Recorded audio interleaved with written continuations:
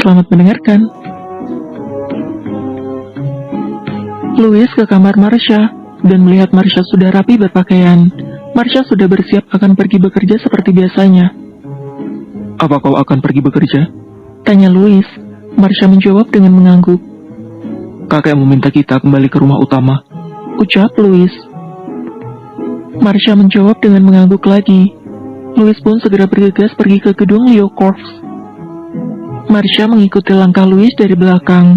Louis masuk sebentar ke ruang kerjanya, mengambil sesuatu. Namun, ketika keluar dari ruangan dia mendapati Marsha sudah tidak ada. Seketika saja, Louis melempar vitamin herbal yang ada di tangannya ke tempat sampah. Aku pasti sudah gila karena khawatir kepadanya, ucap Louis dalam hati. Di toko Tuan Lee, Marsha menceritakan kejadian yang menimpanya di mansion Tuan Zhang.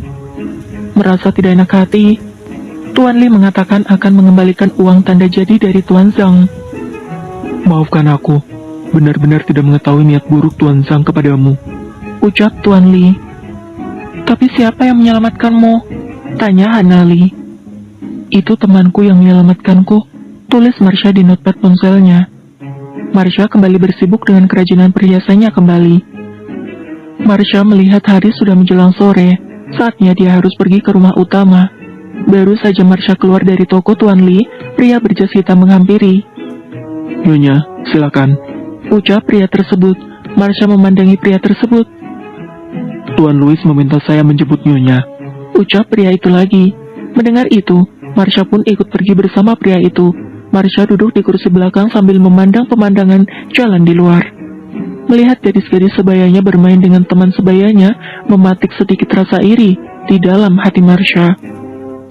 Mobil berhenti di pelataran rumah utama. Nyonya, ucap supir sambil membukakan pintu untuk Marsha. Ketika Marsha sampai, terlihat mobil Louis pun tiba. Louis keluar dari mobilnya, dan dalam sekejap, dengan kaki panjangnya, Louis telah berdiri di hadapan Marsha. Louis menggenggam tangan Marsha dan membawanya masuk ke dalam rumah utama. Kakek Liu telah menunggu di depan pintu. Wajah kakek Liu menegang kaku melihat ke arah Louis. Lalu kakek Liu melihat ke arah tangan mereka berdua, barulah wajahnya melunak lembut. Masuklah, ucap kakek Liu. Kakek Liu membawa mereka ke ruang keluarga. Kalian harus menginap di sini selama seminggu, perintah kakek Liu. Marsha dan Louis saling bertatapan. Louis, kau tidak bisa membantahnya, perintah kakek Liu. Kakek Liu telah menekan semua berita tentang Louis dan Tania. Sedangkan Louis merasa maklum, karena Tania adalah artis papan atas. Terkadang ada paparazzi yang menguntit dan mengambil foto secara diam-diam, dan menjualnya kepada media dengan harga mahal. Louis pun mematuhi pengaturan dari kakek Liu. Sementara, Tania nampak tidak senang hati, karena berita itu hanya bertahan sebentar saja menjadi trending topik.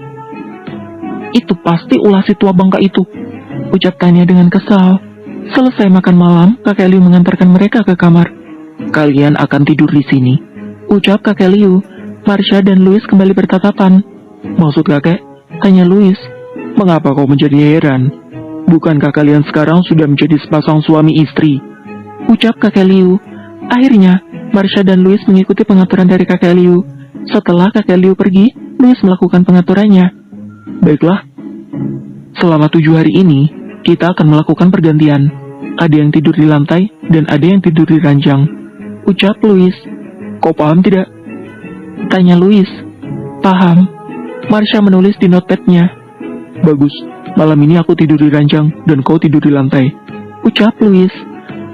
Marsha meletakkan selimut tebal di lantai, lalu menepuk-nepuk bantalnya dan mencari posisi tidur yang enak. Louis menatap langit-langit kamarnya. Ini pertama kalinya mereka tidur sekamar setelah hari pernikahan mereka. Lama-kelamaan, mata Louis pun diserang kantuk. Louis pun terpulas.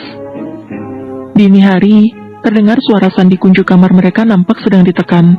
Ada yang berusaha masuk ke kamar mereka. Marsha berpikir, itu pasti kakek Liu yang ingin memeriksa keadaan mereka. Dengan sigap, Marsha meraup bantal dan selimutnya ke atas ranjang, dan dengan refleks melemparkan tubuhnya ke atas ranjang, tepat ke atas tubuh Louis. Merasa tak ada waktu, Marsha pura-pura terpulas, sambil memeluk Louis seperti sebuah guling. Ceklek, bunyi pintu terbuka. Kakek Liu menyalakan lampu dan melihat Marsha memeluk cucunya. Dengan gaya imut kekanakan, membuat kakek Liu tak bisa menahan tawanya. Louis merasa dalam mimpinya ditindih oleh panda besar, merasakan berat pada tubuhnya, lalu membuka matanya dan melihat lampu menyala. Dan terkejut, melihat Marsha sudah ada di atas dadanya dan kaki Marsha yang ada di bawah perutnya.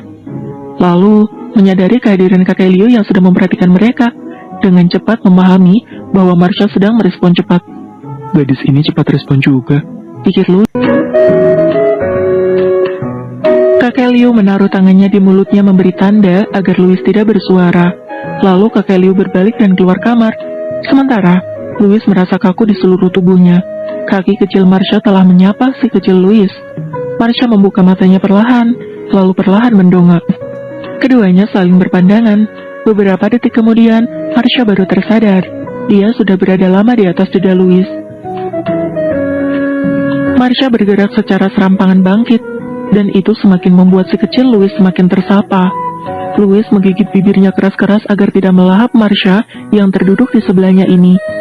Louis pun segera bangkit dan masuk ke kamar mandi untuk mandi air dingin. Sementara Marsha dan Louis menghabiskan malam di rumah utama, Tania dirundung kesal. Karena selama Louis menginap di rumah utama, Tania kesulitan menemui Louis. Di pagi hari, mereka bekerja seperti biasa.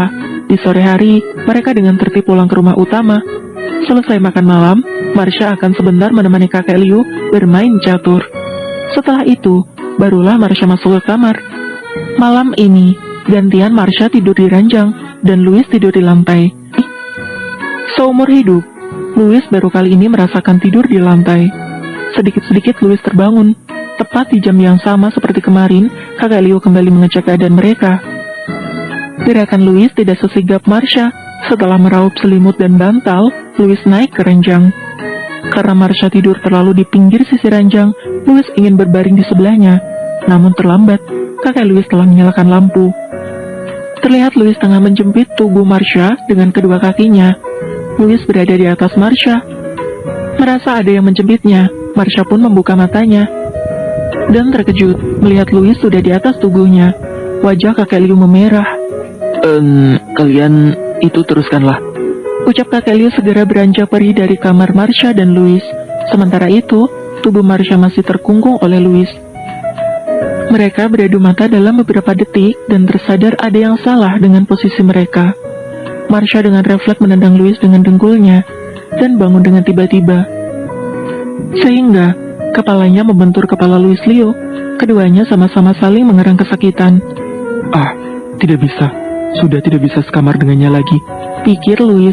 Pagi-pagi ketika mereka sarapan, Louis mengatakan bahwa dia akan kembali ke rumahnya bersama Marsha. Karena sudah menikah, akan lebih baik tinggal di rumah sendiri. Kakek Liu dengan cepat mengizinkan karena dalam 2 hari ini sudah melihat dengan mata kepala sendiri kalau hubungan mereka sudah dekat. Terima kasih, Kek. Kami akan sering-sering menjenguk kakek nanti, tulis Marsha di notepad ponselnya. Setelah selesai sarapan, mereka pergi bekerja bersama-sama. Namun Marsha meminta diturunkan di stasiun kereta bawah tanah dan memilih pergi sendiri. Marsha tak ingin hatinya terjerat lebih jauh kepada Louis. Jadi, menjaga jarak adalah cara terbaik untuk melindungi hatinya. Hubungan mereka kembali ke titik nol. Sling-sling. Bunyi bel di pintu toko Tuan Li yang akan berbunyi tiap kali pintu dibuka. Melihat Marsha telah datang, Hana segera menghampiri Marsha. Hana menarik Marsha dan menunjukkan sebuah website di laptopnya. Kau ikut lomba ini ya? Ucap Hana dalam bahasa isyarat. Marsha membacanya tentang event perlombaan tersebut. Ini adalah lomba yang diselenggarakan oleh sebuah rumah produksi internasional untuk mendesain dan memproduksi aksesoris untuk film terbaru mereka. Aku yakin kau pasti menang, ucap Hana lagi. Tuan Li juga sama, memberikan semangat untuk Marsha agar ikut mendaftar lomba tersebut. Memikirkan bahwa kemarin mereka baru saja dikecewakan oleh Tuan Zhang, akhirnya Marsha memutuskan untuk ikut perlombaan ini. Ingin membuktikan dirinya bahwa dia sanggup berkompetisi dan pantas menerima klien dari kalangan atas. Bersambung, terima kasih sudah mendengarkan.